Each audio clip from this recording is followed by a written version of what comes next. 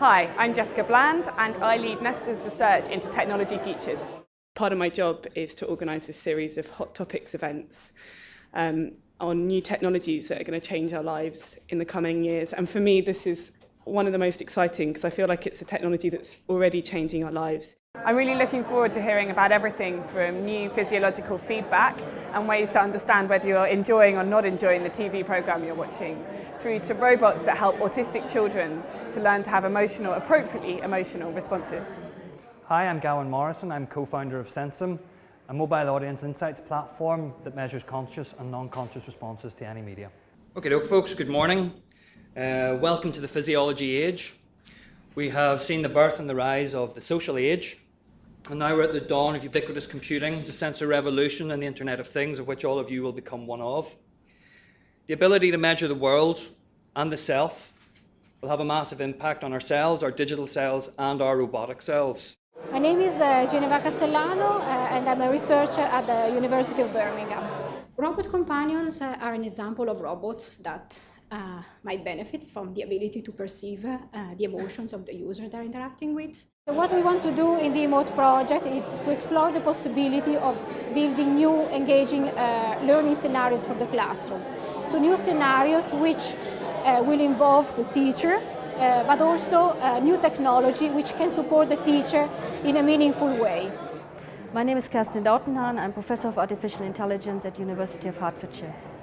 We aim to create enjoyable experiences with robots, enjoyable and useful. Useful in the sense that the robots can assist, for example, in a home scenario where we study how robots can possibly assist elderly people, or where they can be used in therapy to help children with autism to learn about social behavior, communication, and also emotions. I'm Roger Brownsword. I'm a Professor of Law in the Dixon Poon School of Law at King's College London. If there are going to be regulatory debates about the development and application of robots of this kind, then we need to understand what it is we're going to regulate and what attitudes are within our communities towards the proliferation or uses of such emotional robots. I mean, it might be that people have very positive attitudes towards this kind of technological development. They might think that this is entirely benign, beneficial, wonderful, and regulators should be making sure that the way is at least clear for these developments, and that they should be incentivized and encouraged in the way that we can, through regulatory signals, particularly in intellectual property, try to make sure that these robots get into the market and get into circulation as quickly as possible, and we capture the benefits.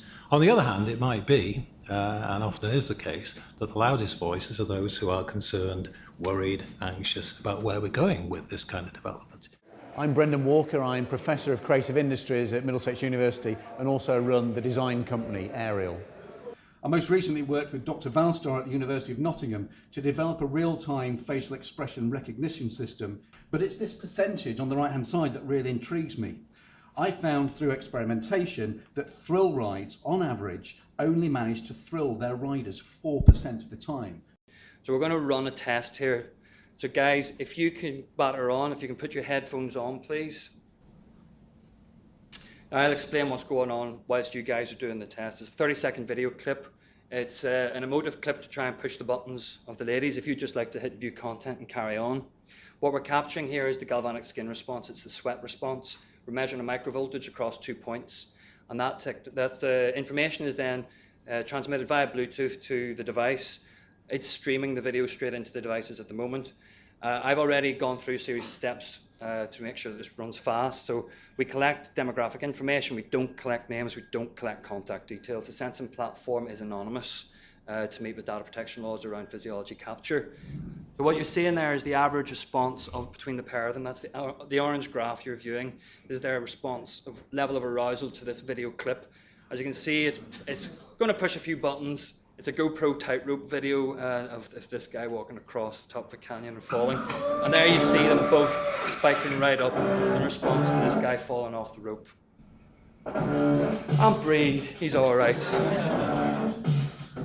We are all subjective individuals. Our needs, our desires, the things that excite us are all very different. So unless this data we're gathering about individuals can be used to create individual tailored experiences, then I think it's pretty useless.